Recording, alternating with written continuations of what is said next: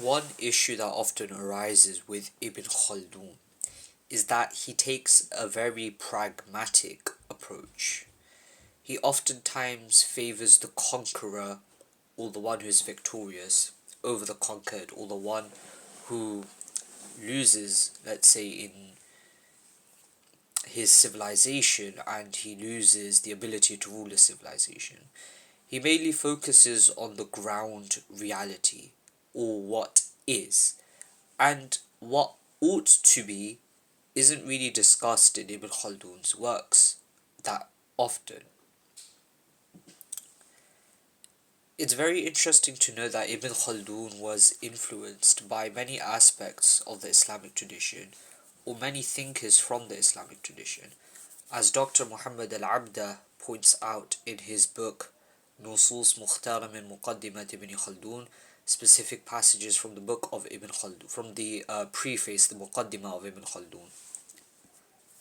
For example, Ibn Khaldun says regarding Nubuwah, prophethood, that its basis, meaning the basis of the empire, is religion, either from prophethood or a claim of truth.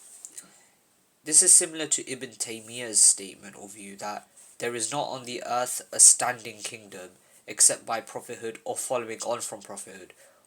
In fact, all good in the earth is from the effects of prophethood.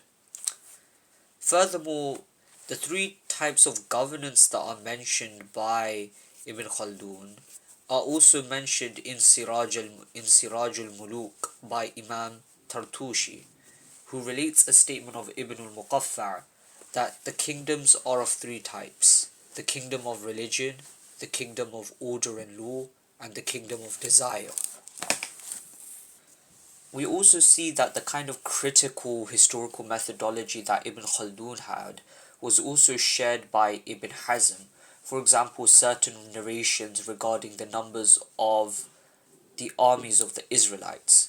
And this kind of critical historical methodology also links back to the Isnad system that had been developed by the Muslims and the importance the Muslims placed on authenticity or transmission. He, meaning Ibn Khaldun, points out that civilizations rise, stagnate, and decline. This theory of his of the rise, stagnation, and decline of civilizations is very famous, well acclaimed, and is the common understanding of historiography amongst many historians in the Western academia and in the Muslim world today.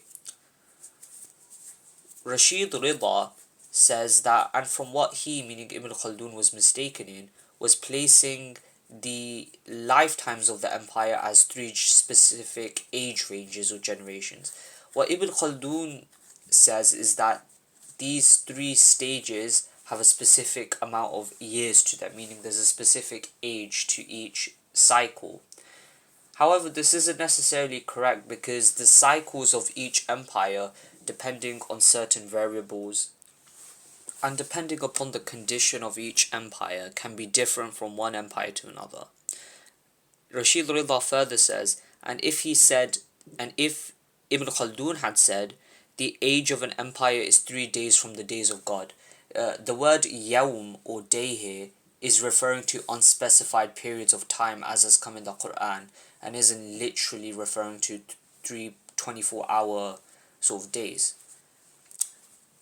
The age of an empire is 3 days from the days of God: childhood, reaching uprightness, meaning adulthood, old age, and senility, and he did not give it a value with years. He would have been correct and close to the truth. Then further on he goes on to talk about governance. Khaldun discusses the three kinds of governance, and most importantly, Ibn Khaldun says that this governance is for the people of the Sharia, the divine law, and they are the prophets, and those who stand in their place after their passing or in their absence, meaning the caliphs. Ibn Khaldun thus rejects the first two types of governance that he talks about, mainly the one based on mere power and animalistic desires, and the second which is based on rational political law and order. He supports the third kind of governance, which is based on divine law and which is based on the kind of goodness of people in terms of their religion and in terms of their world as well. Thus, he gives these three categories of kingdoms. The first being the naturalistic kingdom, which is carrying people upon pleasure and materialistic objectives. The second is the political, which is, an intellectual view, which takes a more intellectual approach in laying out benefits and removing pain or harmful things from the people. And the third is the caliphate, which contains in its laws the benefits of this world and the next, meaning religious focused and at the same time focusing on people's benefit in this world as well.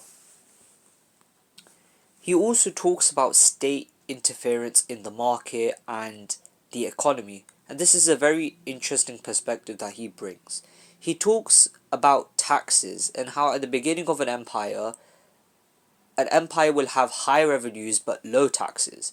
But towards the end of an empire, that empire will have low revenues but high taxes.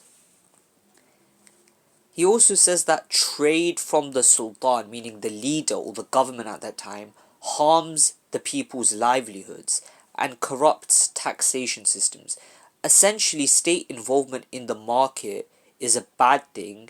It essentially creates a state monopoly on the market, and the people's livelihoods are affected by this, and tax rates are also affected by this.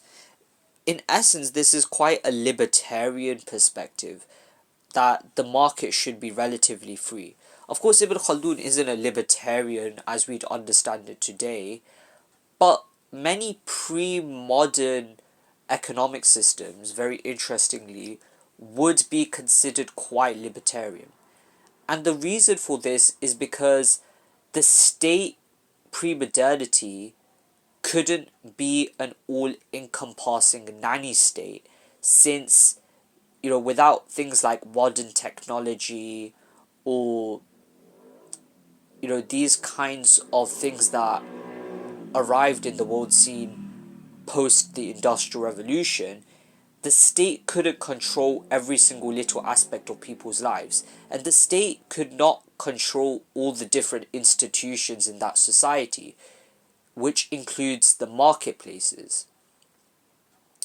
And people like Foucault talk about the shift from this kind of shift from disciplinary power to sovereign power, where pre-modernity rulers only had power over the sort of bodies of their subjects, but now in modernity governments have power even over the minds of the people, because the nature of industrial modern society is so intrusive into all institutions and into the private lives of the people. But pre-modernity, the state did not have that level of power. It was indeed a centralized, focused institution with military power, but relatively speaking, in a very weird way, the people were still quite free, in that even if they had quite repressive social customs or restrictions, and there were a lot of laws sort of around that time, but the state generally couldn't interfere in people's lives to such a large extent as it does today. And so the marketplace would have been relatively free compared to perhaps in a modern society. Now, this isn't to say that these societies were perfect, and also this isn't to say that there was no state involvement, but rather there wasn't any state involvement in the marketplace insofar as, it came to sort of interfering in people's livelihoods and creating a state monopoly over the economy. But yes, there was, of course, taxation schemes, and the government did extract wealth from the people to a certain extent. Even though in traditional Islamic law, the level of taxes and the level of sort of taking wealth from people was at a minimal level. Even, for example, the jizya, which people often use against the Islamic faith, in reality, the jizya that is taken from non-Muslims, this kind of tax, First of all, it's for the protection of these non-Muslims. It grants them military exemption. But second of all, it is less than the amount that Muslims pay annually to the state via the zakat money, meaning the kind of obligatory charity money that the Muslims are obliged to give. So non-Muslims are actually required to give less to the state in taxes than Muslims are.